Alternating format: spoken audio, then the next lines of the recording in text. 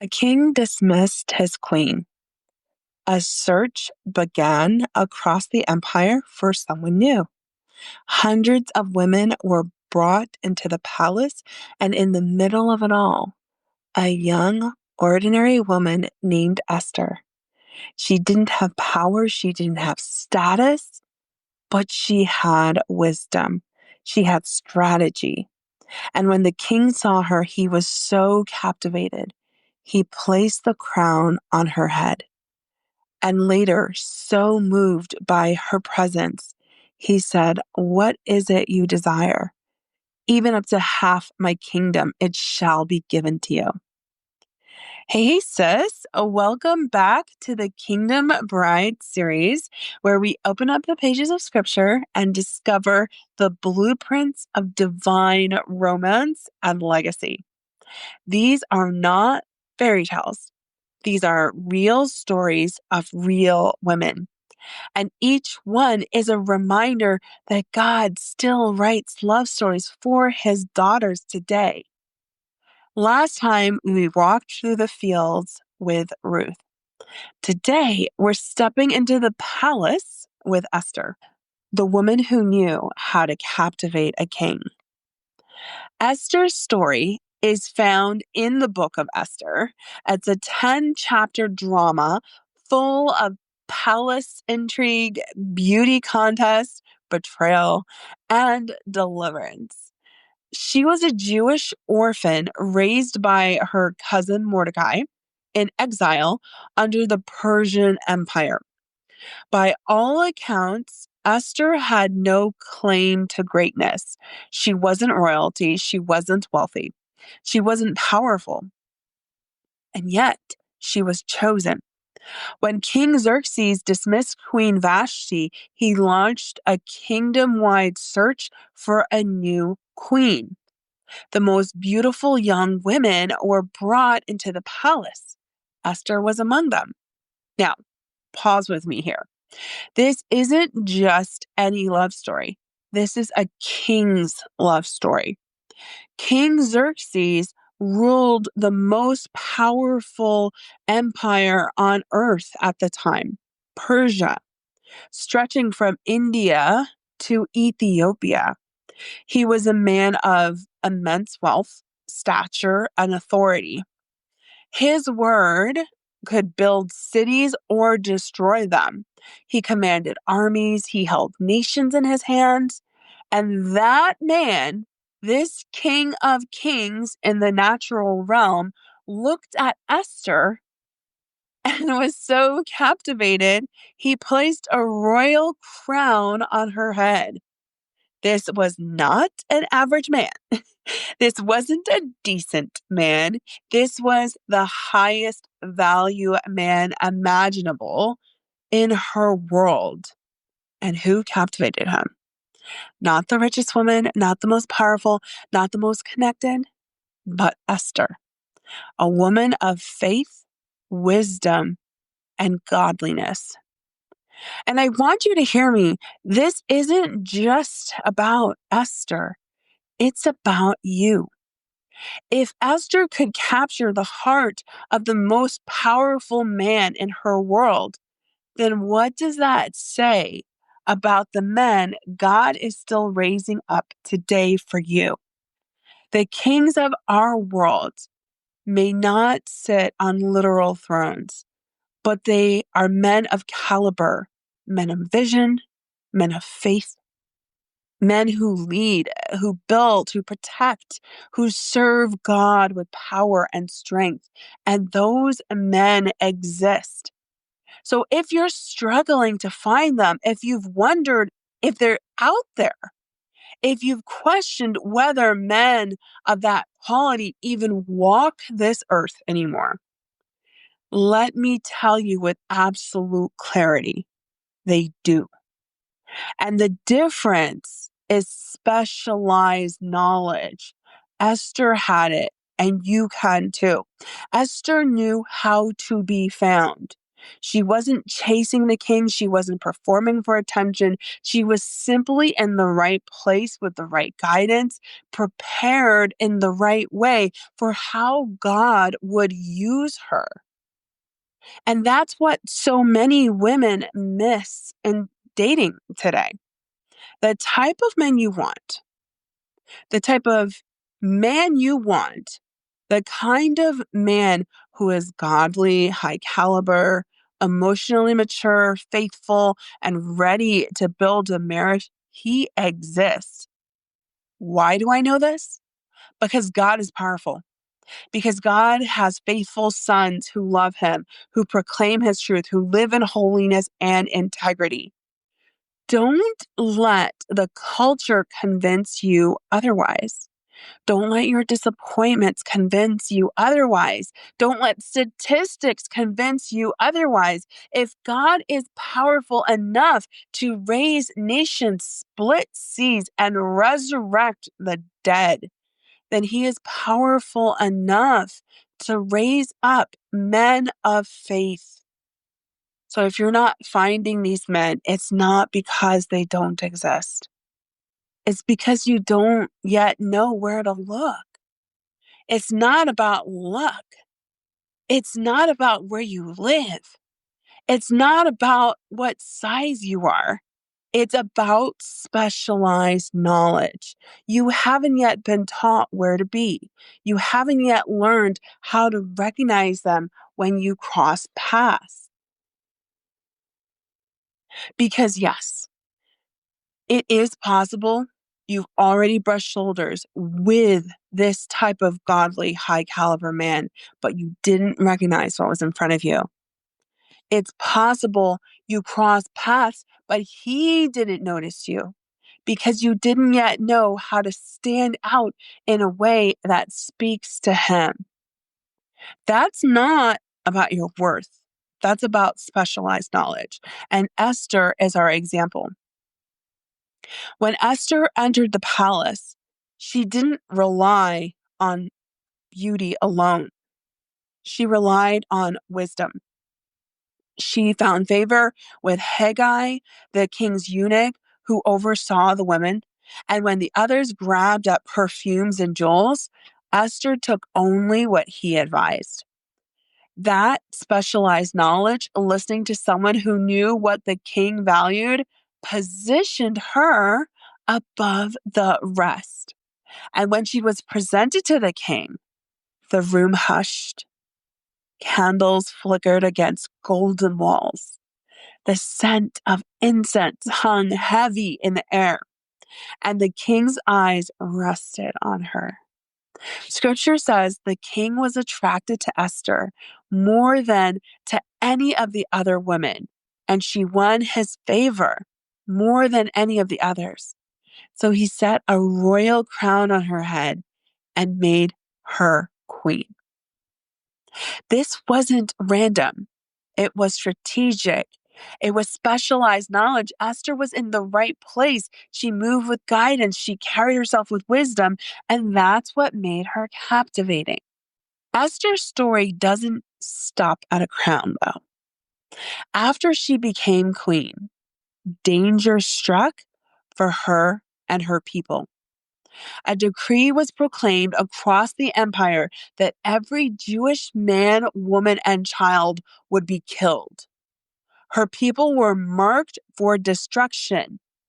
Mordecai, her cousin and mentor, came to her with a chilling message.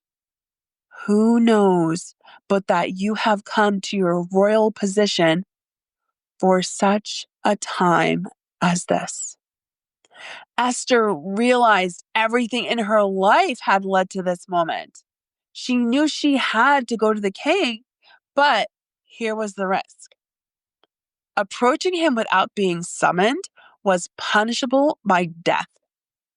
Even as queen, she could not rush into his presence. So what did she do? She prepared. She fasted. She prayed.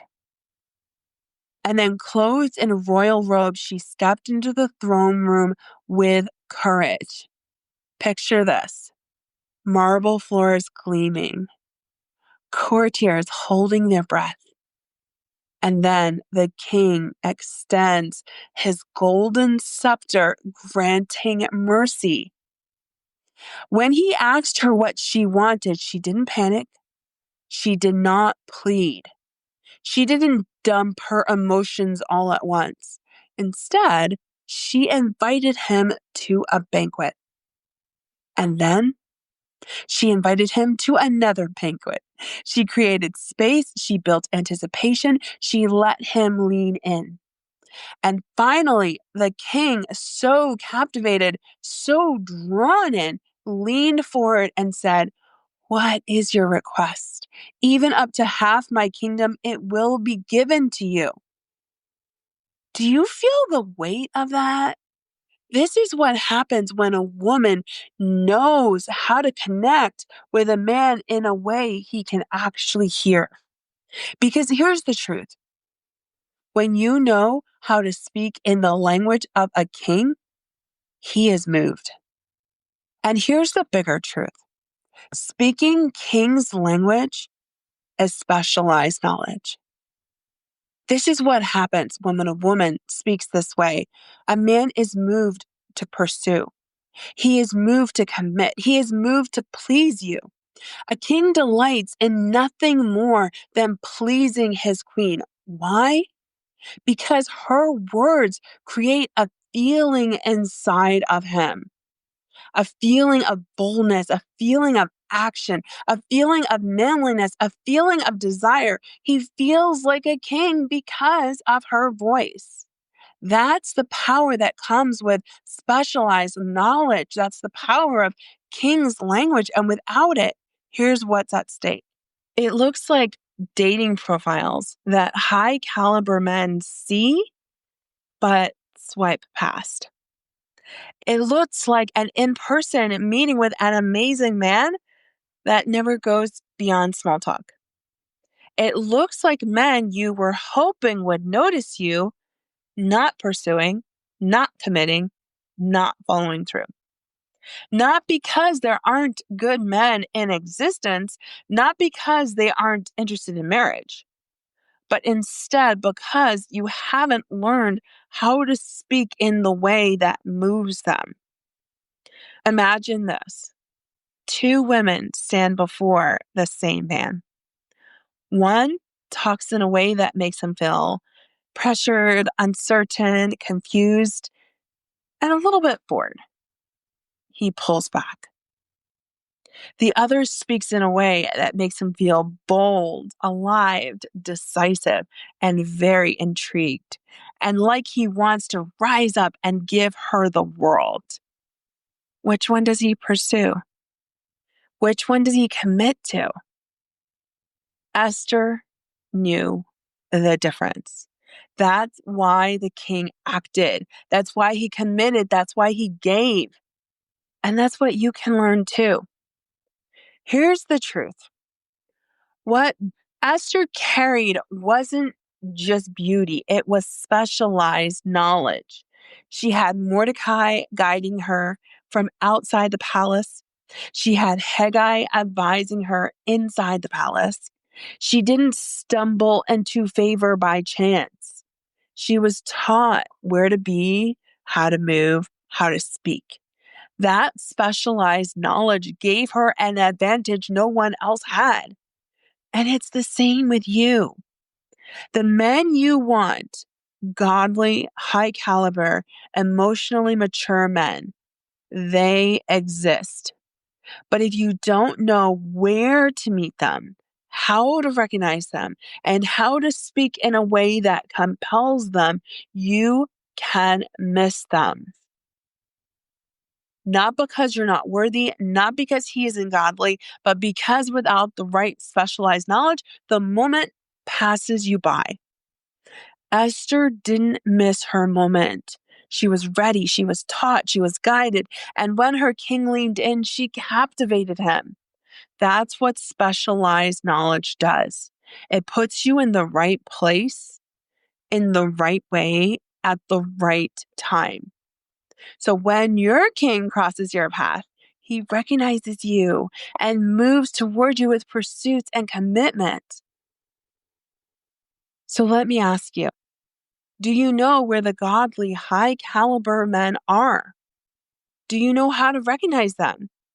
Do you know how to speak so that they recognize you? Or are you still hoping it just works out? Esther didn't hope.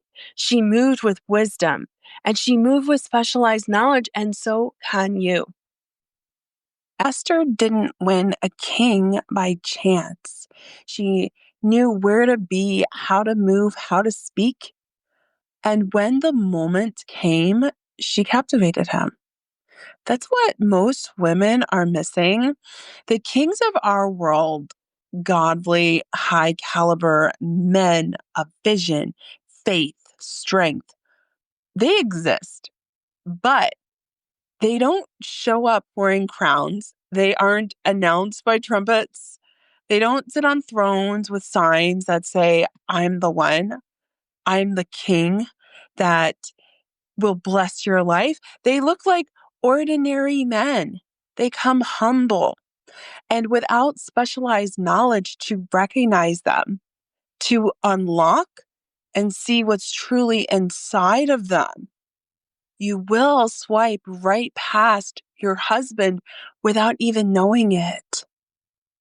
And even if you do meet him, even if you sense something different about him, if you don't know how to speak his language, king language, the language that moves a man to feel bold and decisive and masculine and ready to pursue and full of desire, you'll watch that moment slip away.